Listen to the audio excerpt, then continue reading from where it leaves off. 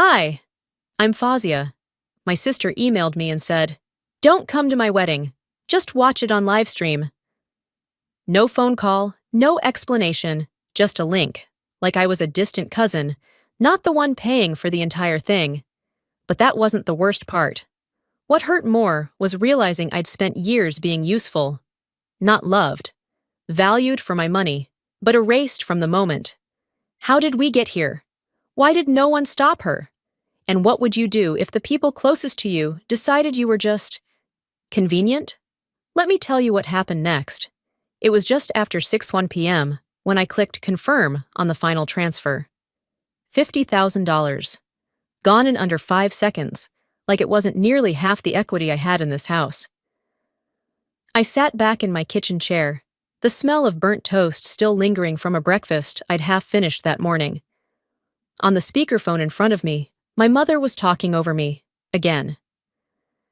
And Sabine said she can probably squeeze in the orchid wall if we let go of the string quartet. Thoughts? "I don't think Merlina wants to lose the quartet," I said. "That's not what she said earlier," Velda snapped. "Besides, Z, let the bride decide. You're not the one getting married." I bit my lip and blinked toward the fridge. That line. Again. Merlina's voice came through next, chipper but loaded. "Just relax, Z, you've done enough. Just stay in your lane, okay?" It was the third time this week she'd said that. Stay in your lane. As if all I'd done was get in the way. The call ended after a few more passive-aggressive jabs I didn't return. I stayed seated a while longer, rereading the wire transfer confirmation on my screen. 50 grand on top of the 20 I'd already fronted. Venue, catering, custom napkins, even the damn parking validation.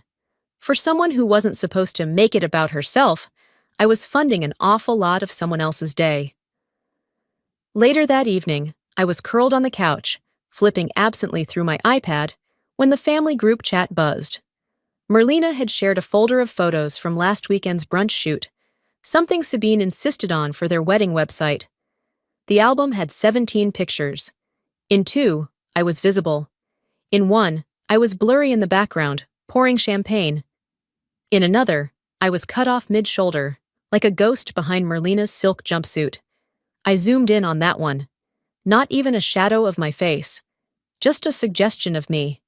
The album caption read, "So grateful to everyone who made this moment so special." I stared at the screen a full minute. Then came a ping. A text from Sabine. "Thanks again for the photographer Rec Plus payment, Fazia. They turned out beautiful." I didn't reply. What would I have said? "Thank you for erasing me with style."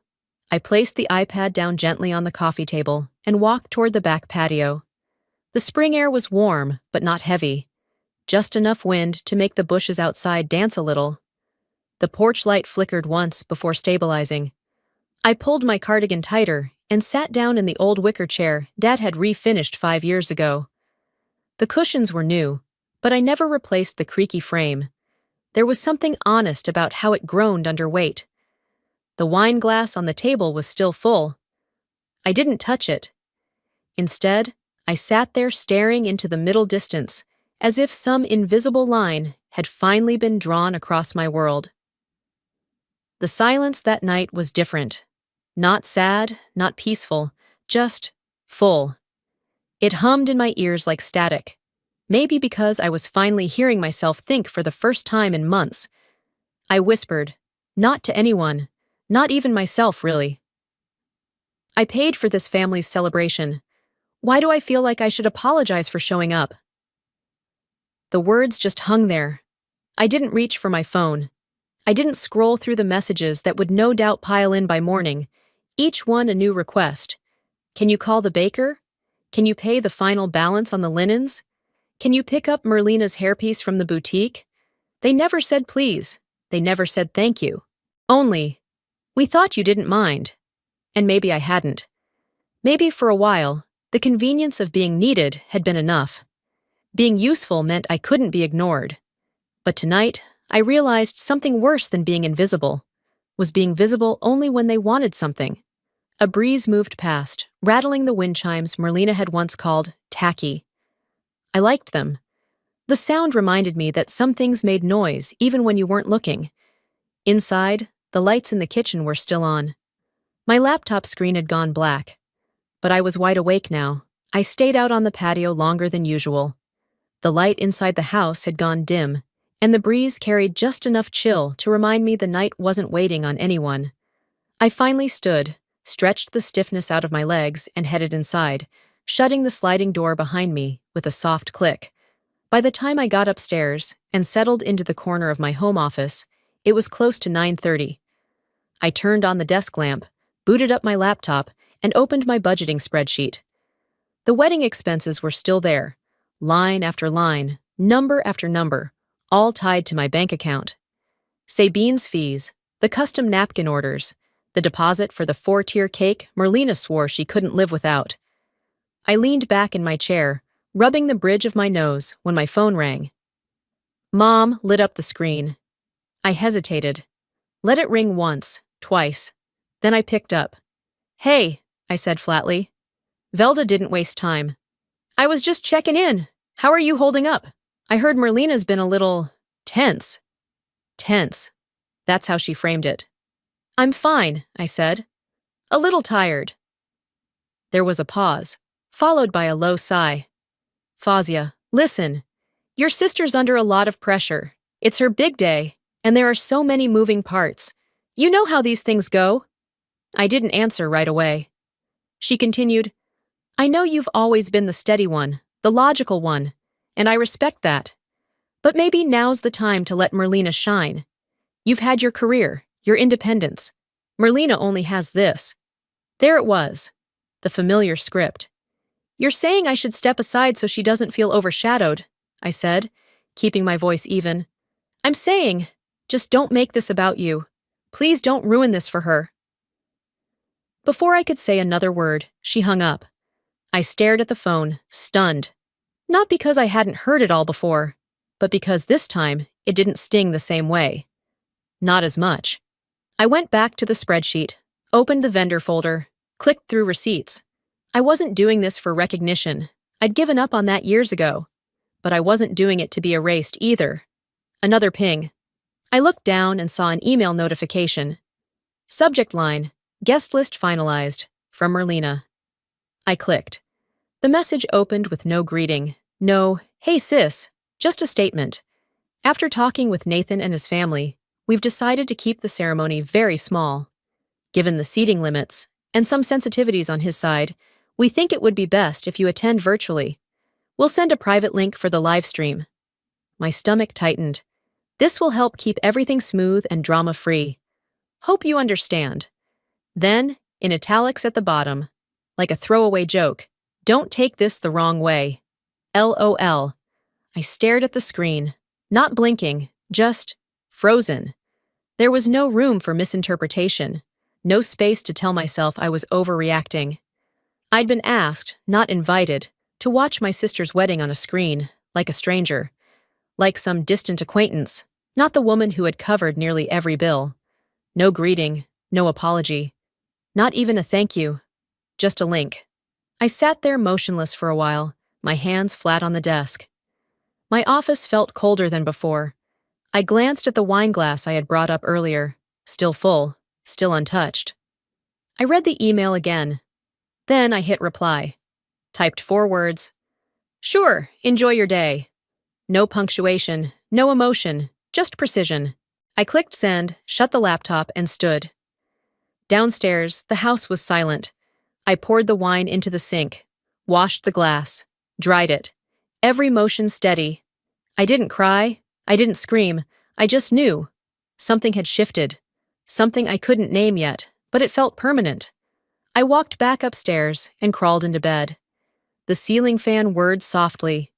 The email buzzed again. A calendar invite this time, with the live stream link. I turned the phone face down on the nightstand and turned off the lamp. But I didn't sleep. Not yet. Because while they were busy planning the perfect photo ops and floral centerpieces, I was making my own plan. One that didn't include being treated like a placeholder. One that didn't include begging to be seen. The sun hadn't even crept over the rooftops when I got up. No alarm, no noise. Just that heavy stillness you feel when your body gives up on pretending to rest. I slipped on my shoes and grabbed a hoodie off the hook. The sky was still dark blue, just starting to break into gray. I didn't bring my phone. I didn't need to check the time to know it was too early for anyone else to be out. That was the point. The streets were quiet, save for the occasional click of a sprinkler or the rustle of a trash bin knocked crooked by last night's wind. I walked without thinking about where I was going. My feet seemed to know something I didn't, like they had decided that moving forward was better than sitting still. I passed Mrs. Kepler's house. Her porch light was on, and the faint smell of her rosemary bush drifted across the sidewalk. It reminded me of the time I brought her soup after her surgery, and Merlina called it brown water with a superiority complex. I didn't laugh back then, and I definitely wasn't laughing now. My pace slowed near the corner, where the trees shaded the sidewalk just enough to make me feel invisible. That was the first time I noticed how good that felt, being unseen but not ignored. No expectations. No reminders that I was the responsible one, or the sister with the real job. At the end of the street, I turned into the small neighborhood park. The benches were still damp from morning dew, and the swings hung motionless, like they, too, had nothing left to say. I sat down on the farthest bench, the one under the busted light post. That spot had always been mine, since before Merlina had her first boyfriend, before I bought my house, before Nathan was even a name in our lives. And that's when the memories came. Not loud, not fast, just steady, like water under a door. I remembered the dinner 6 years ago. I had just received the Rising Star Award from the firm. A big deal, even if no one in my family fully grasped what it meant. I brought the plaque with me, stupidly, like a child showing off a perfect spelling test. We ate at Merlina's place. Nathan was there too. My mother complimented the table runner before asking if Merlina was finally moving in with him. I had smiled then, nodded, told myself they didn't mean it that way, that it was just a timing thing, that they just didn't know how to express pride, that maybe Merlina needed the spotlight more. I told myself a lot of things. Sitting on that bench now, I didn't feel angry. I felt exhausted. Exhausted from years of rehearsing excuses on their behalf. Tired of translating disrespect into neutrality. Done rebranding silence as grace. There was one moment, though, that kept coming back to me, clearer than the rest. I pulled out my phone and scrolled through the old voice messages. There it was, from last winter. The day after I told Mom I was thinking of starting my own practice. She had called me back late that night. I had saved the message. I pressed play. Her voice was softer than usual, maybe tired, maybe just trying to sound kind. Z, I know you're going through a lot, but you've always been the steady one. I'm proud of you, I am. It's just, I only really have hope left in your sister. She's our last shot at a normal family, you know? Click. I sat there holding the phone like it had gained weight in my hand. I didn't cry. I'd cried the first time I heard it, then again the next 10 times. I used to replay it when I needed motivation, when I felt weak and wanted to remember why I had to push harder, why I had to be okay with not being enough, but not this time. I hovered over the screen for a beat, then tapped delete. The screen blinked and it was gone. Not archived, not moved to a folder. Gone. And I felt it. The first break in the chain. I leaned back against the bench, the wood cool through my sweater. A dog barked in the distance. Somewhere, a door slammed. The day was starting, but I wasn't racing to meet it. For once, I wasn't racing to prove anything. I had been the peacekeeper, the fixer, the one who smoothed out family drama like wrinkles on a cheap tablecloth. But peace shouldn't come at the cost of your own dignity, and fixing something meant it was worth saving. I wasn't so sure this was. I stood and stretched, my legs stiff from the cold. The walk home was slower. I noticed more.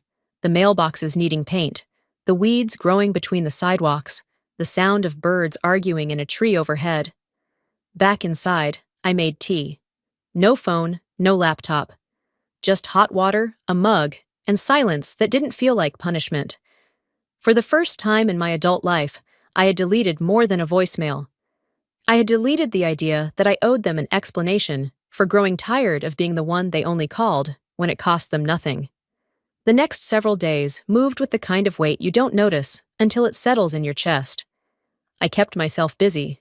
Work, grocery runs, pointless errands just to get out of the house, anything to avoid thinking too long or sitting too still. But the rehearsal dinner was coming, and I had promised to be there. I arrived 20 minutes early, dressed simply but polished. A dove gray dress, pearl studs, low heels. Nothing flashy. I didn't want to draw attention, though part of me wondered what difference that would make. The valet took my car without a word. As I walked into the hotel lobby, I passed the sign propped on an easel. Merlina and Nathan's rehearsal dinner, grand ballroom. A printed list of acknowledgments sat beneath it in elegant script. Special thanks to Nathan's parents, close family friends, the planning team, and Sabine Events. My name was nowhere to be found. I read it twice, then stepped to the side, pretending to fix my earring as Sabine approached. "The ballroom looks incredible," she said with a smile. "You really made this happen." I nodded. Glad it came together. She moved on, already pulled toward a group of vendors, waving her down. I stayed by the entry, just long enough to steady my breathing before making my way inside. The room was beautiful, I'll give them that. Tall centerpieces, custom name cards, gold-rimmed glasses, and menus printed on handmade paper. I found my place card at table 14, pushed back into a corner by the staff hallway. The restrooms were a few feet away. Every time the door swung open, the scent of bleach and something vaguely citrus hit my nose. My seatmate was a cousin I hadn't seen since high school, and a woman I barely recognized who said, "You're the sister, right?" As if I might be the florist instead. Across the ballroom, Merlina was glowing under the soft uplights, standing arm in arm with Nathan while cameras flashed. She raised her glass in a staged toast, perfectly framed between two ivory columns. I wasn't in the shot. I was seated out of range, facing a utility door and a stack of high chairs against the wall. They had physically placed me where I belonged in their minds, out of sight, out of the way. I didn't finish my plate. I ate a few bites of salad, sipped water, and folded my napkin. I stood slowly, not wanting to draw eyes. I tapped the cousin's shoulder and whispered, "Long day, I'm heading out early." She nodded politely, already checking her phone. No one stopped me. No one noticed. The valet brought my car around within 3 minutes. The ride home was silent. I didn't even turn on the radio. I parked outside the house and sat in the car for a long time, engine off, fingers still curled around the steering wheel. I picked up my phone and opened a new message to Merlina. "Hey, I noticed I wasn't credited anywhere, and my seat was by the restroom." I stared at it, then hit delete. I typed again. "Are we okay?" Backspaced that too. The screen went blank. My reflection in the glass looked tired.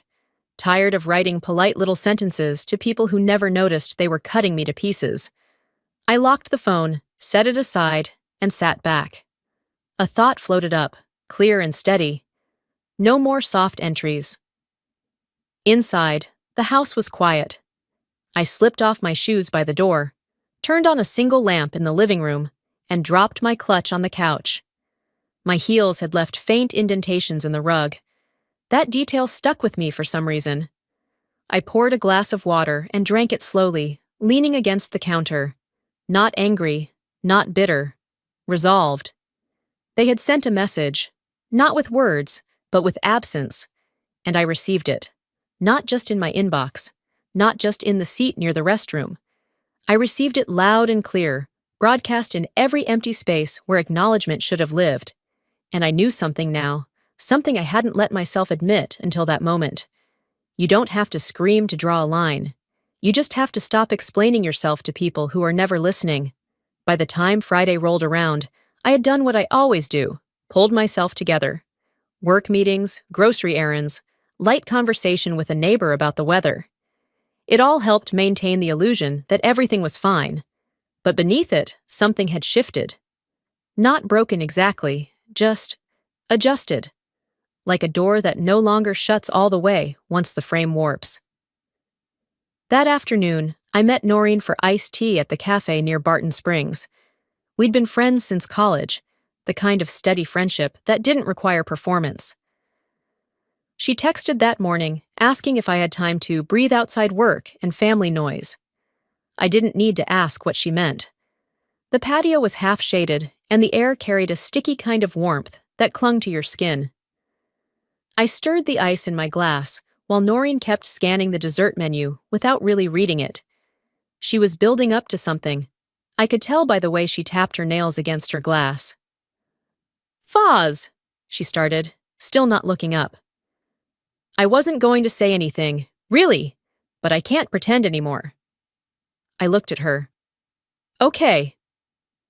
I helped Merlina finalize the table layout last week. She was stressed, I get it. But at one point, she laughed and said, "As long as my sister keeps paying, we're golden." Her exact words. The silence between us thickened. I didn't react right away. Noreen continued, voice lower now, like we were discussing a body buried in her backyard. Then she added, "You know she's not gonna pull out. She never does." And she laughed again, like it was a joke she'd told 100 times. I sat back in my chair, letting the plastic of the seat dig into my spine. My hands stayed folded, tight, like I was afraid they might fly across the table if I let them go. "She's not wrong," I said finally, my voice level. "Not yet, anyway." Noreen shook her head. "You're not a wallet. She's treating you like one." I didn't answer. I just picked up my tea and took a sip. The glass was sweating, and the condensation had pooled beneath it like a slow leak. We parted ways an hour later, after a promise to talk soon that neither of us would need to follow up on immediately. On the drive home, I kept the windows down. The air was thick, but I needed the noise. Silence in the car would have sounded too much like agreement. By the time I pulled into my driveway, the sun had dipped low enough to cast long shadows across the yard. I dropped my purse on the dining table and opened my phone out of habit. Instagram was still up from the morning, and Merlina's profile hovered on my screen like an open wound. Her newest story popped up immediately.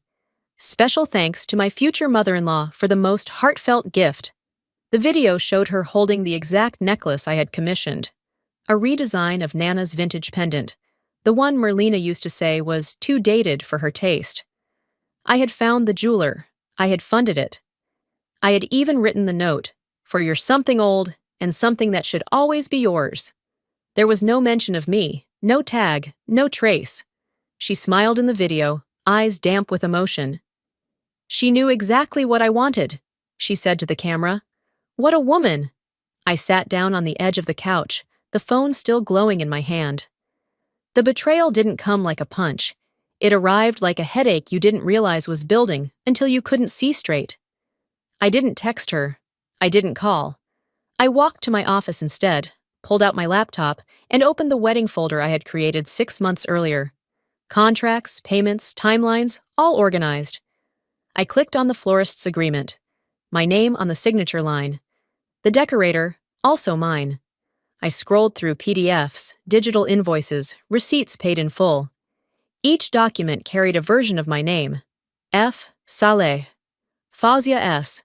Every floral arch, every chair covering, every personalized centerpiece. I started a new folder, labeled it plainly, "If they push me further." I copied everything into it. No anger, no tears. Just the precision of someone who finally understood that being quiet had never protected her. It had only made her easier to erase. I closed the laptop and let the room fall dark around me. I was done reacting, done letting other people define how much was too much. They thought I wouldn't notice. They forgot I was the one who kept the receipts. I shut the laptop and sat in the dark for a long while, the glow from the hallway faintly outlining the doorway. There was nothing left to process, only decisions to carry out. My hands weren't shaking. That's how I knew I was past the point of reaction. What was coming next wasn't a moment of fury. It was intention. The following evening, I was expected at a cocktail reception hosted by Nathan's family. Another intimate gathering in a boutique venue downtown, filled with people I didn't know, smiling politely while keeping score. I had already chosen my dress weeks ago, a soft lavender number that felt understated and clean. I remember trying it on and thinking it struck the balance between elegant and invisible. Not too flashy, but still enough to say, I exist. I parked near the venue, gave my name at the door, and stepped inside. The air was cool, perfumed with roses and money. I was greeted by a hostess who handed me a name tag. No title, just Fazia. Within minutes, I noticed it. 3 members of the catering staff wore uniforms nearly identical to my dress. Same hue, same hemline, nearly the same neckline. A woman near the bar glanced at me, then nudged her friend and whispered something. Her friend laughed and said, "Didn't realize the servers were off the clock tonight." I didn't react. Not outwardly, but I caught Sabine's eye from across the room. She held the clipboard she was never without, scanning the space, assessing everything. When her eyes met mine, there was a pause. Not apology, recognition. I stayed for 20 minutes, maybe less. I smiled when expected, nodded through hollow greetings, took a single sip of sparkling water, and excused myself. As I walked past the valet, one of them asked, "You done for the night, miss?" I smiled. "More than you know." Back home, I slipped off my shoes and changed into an old sweatshirt and leggings. I didn't turn on the lights. The city outside glowed faintly through the blinds. I opened my laptop again and went straight to the finance dashboard. The final payment, $41,000, was sitting in the queue, scheduled for release at 7 a.m. the next morning. I stared at it. 11 minutes passed, but I didn't move. Then, without a sound, I clicked cancel. The prompt came up on screen. "Are you sure you want to cancel this transfer? This action cannot be undone." I didn't hesitate. Yes. I closed the browser and stood in the stillness of my apartment. There was no rush of satisfaction, just the solid weight of control, settling back where it belonged. Early the next morning, I made my way to the bank. I wore neutral colors, no makeup, hair pulled back. I didn't want to be seen. I wanted to be heard. Carlos, the branch manager, greeted me with his usual gentle professionalism. "Good to see you again, Miss Saleh." I followed him into his office, sliding the folder I'd prepared across the desk. Inside were printed copies of the same contracts I had reviewed the night before. "I'd like to formally cancel the final vendor payments related to this event," I said, keeping my tone neutral. Carlos glanced at the documents. "We can do that, of course. Just know there are some penalties with this timing." "I understand." He hesitated, then leaned forward slightly. "Do you want us to notify the recipients?" I shook my head. "No, they'll figure it out." He nodded and began the paperwork. "You don't owe me an explanation, but you look different today." I smiled, just barely. "I feel different." As I signed the last page, he slid it into a folder and said, "All set. If anything escalates on their end, let us know." They won't escalate. They don't argue with consequences. They just ignore them until it's too late. I left the bank and stepped into the morning light. The air felt clean, crisp for Texas in May. I didn't go home right away. I walked to a bench outside a bakery I used to visit with my dad and watched people pass by. Mothers pushing strollers, a delivery man unloading crates, someone laughing too loudly on speakerphone. The world was moving. I had simply chosen to move with it, on my own terms. No one saw it coming, but that's the thing about quiet people. We make the cleanest cuts. Sunday afternoon moved slowly, the way time drags when you're waiting for something you're pretending not to expect. I was folding laundry on the living room couch, socks, towels, a fitted sheet I still hadn't figured out how to fold properly, when my phone buzzed with a message from my cousin Layla. "Hey, everyone's already on Zoom. They just want to talk. Just hear them out?" It wasn't really a question, and I already knew who everyone meant. I stared at the screen for a few seconds, then tapped the link. The screen filled with faces. Velda, my mother, was already talking before I had a chance to greet anyone. Merlina sat with perfect posture, jaw clenched. Uncle Ray looked bored. Nathan appeared in a separate window, sipping something from a ceramic mug, like this was any other Sunday catch-up. No one asked how I was. Velda started with her usual thin-lipped diplomacy. Fazia, sweetheart, we're just concerned. You've always been the one we could count on, and this last-minute thing, well, it doesn't feel like you. Uncle Ray chimed in. We just don't understand how you could pull out this late. It's not about you, it's about the family. I mean, if you ever cared about your sister, Nathan began, but Velda held up her hand as if that were grace. Then Merlina spoke. Calm, measured, almost rehearsed. You've always been jealous. Let's just call it what it is. Every time something goes right for me, you make it about you. And this? This proves it. The room spun without moving. My hands stayed in my lap.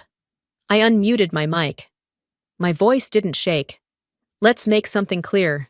I didn't cancel your wedding. I canceled my funding. You canceled me when you sent that email. You know, the one where you told me to stay home and watch online like a divorced uncle you don't want photographed. Velda gasped. You're overreacting. Merlina rolled her eyes.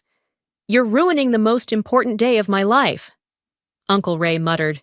You're acting like a martyr. I kept my eyes on the screen. No, I'm just done being the ATM who doesn't ask for a receipt. I'm tired of being told I'm too much whenever I finally notice how little space I'm allowed to take up. I clicked Leave Meeting. The quiet afterward was immediate, not peaceful, just silent, the kind that settles after a door slams. Not even 2 minutes passed before the calls started. First from my mother, then from Merlina, then Layla, then Merlina again. I let each one ring until it stopped. Then came the texts. She's lost it. What the hell is wrong with her? Just fix it, Foz, for once in your life. I sat by the window, watching the sky go from peach to gray, then to a dusty purple that signaled the start of another warm night in Austin. My tea had gone cold, but I still held the mug, as if it gave me something to do with my hands. They don't know me, I said aloud. And it was true. They didn't know the woman who no longer apologized for asking questions. The one who understood that blood doesn't excuse disrespect. That being the dependable one didn't mean I owed them my spine. They knew the version of me that stayed quiet to keep things smooth. The one who sent the check, signed the form, bit her tongue. That version was gone. The silence I'd given them before was permission. This silence was the boundary. And the beauty of a boundary? It doesn't need to be explained. It only needs to be enforced. I was folding a dish towel when the phone rang again. Not a number I recognized, but I answered anyway. Maybe part of me knew. Fazia? Her voice was strained, breathless. I could hear background noise, rushed voices, clinking glassware, someone giving instructions. It was Merlina. I need you to listen, okay? Her tone cracked, then steadied. I messed up. I know I did. I was stressed. Mom was losing it. Nathan's parents were pushing me. But I never wanted it to get like this. I said nothing. She rushed on. We can fix it. I'll change the seat. I'll make a speech. I'll thank you. Just come. There it was. The same instinct to smooth things over, but now wrapped in panic. What she really meant was, please put this fire out so I don't have to admit I lit it. It's not about the chair, Merlina, I said evenly. It's about you making sure I wasn't in the picture unless you needed the checkbook open. Silence on her end. Then, with a cracked breath, please, don't ruin this for me. I'm not ruining anything, I said softly. I just stopped funding the illusion. I ended the call. By 11 a.m., the hotel staff was moving into high gear. Vendors bustled through service hallways. The ballroom shimmered under the light of chandeliers. Roses, candles, chair covers, all lined up like a magazine spread. At exactly 11:23, a courier handed an envelope to Sabine. the coordinator. It was addressed directly to her. She read it once, then again, slower the second time. Her fingers tightened slightly on the paper before she stepped out of view, phone already in hand. Within 15 minutes, everything stopped. Floral staff pulled back arrangements. The catering team halted plating. A row of champagne glasses stood untouched on a silver tray near the entrance. Nathan's father raised his voice, words I couldn't hear, but didn't need to. A woman gasped near the door. Someone knocked over a tray of dessert forks. Merlina, still in her robe with half her hair pinned up, collapsed into a chair in the bridal suite. Her mascara hadn't even been applied yet. The letter had been simple: legal withdrawal of funding, notification of contract cancellation due to breach of terms, an instruction to halt services tied to my name and payment. That's all it took. Back at my house, rain began to tap gently against the windows. Not heavy, just enough to cast a sheen across the street. I was wrapped in a blanket on the couch, a book unopened on my lap, and a mug of tea cooling beside me. I didn't check Instagram. I didn't scroll for updates. I didn't need to see the ripple effect. I had already lived the cause. The phone buzzed. Velda. I let it ring. Then another. Merlina. No name this time, just a heart emoji. I deleted it. None of this had been about revenge. Not really. This wasn't about payback. It was about ending the lie I had participated in for too long. The lie that pretending everything was fine would make it true. It hadn't. I pulled the blanket tighter around my shoulders and leaned into the quiet. There was grief, yes, but it wasn't for the wedding. It wasn't even for my sister. It was for the version of myself that had tried so hard, for so long, to earn a place she had already paid for. I had been their safety net, their second plan, their behind-the-scenes fixer. But what happens when the one holding it all together finally lets go? They wanted a perfect backdrop. They wanted a clean narrative. They wanted a stage. I left them the echo. The sky was overcast the morning I left Austin. A dull gray blanket pressed low across the horizon, but it didn't feel ominous. It felt right, unpolished, honest. I loaded my single suitcase into the trunk of my car, locked the front door behind me, and drove to the airport without saying goodbye to anyone. There were no texts to answer, no last-minute pleas. By the time my plane landed in Denver, the sun had pushed through. I took it as a quiet affirmation, not of triumph, but of movement. Something new. I checked into a small boutique hotel near Capitol Hill, one I'd chosen for its anonymity and modest charm. The woman at the front desk handed me a key card and said, "You're all set.